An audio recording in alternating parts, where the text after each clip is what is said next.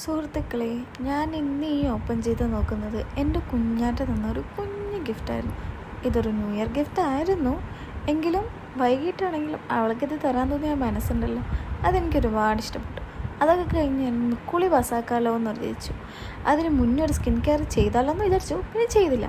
നേരെ ഞാൻ കുളിക്കാൻ പോയിട്ട് ദേ വന്നത് എൻ്റെ മുഖമൊക്കെ കുറച്ച് ഡള്ളായിരിക്കുന്നുണ്ട്. ഞാൻ നേരെ ഒരു മോയ്സ്ചറൈസർ ഇടാമെന്ന് വിചാരിച്ചു.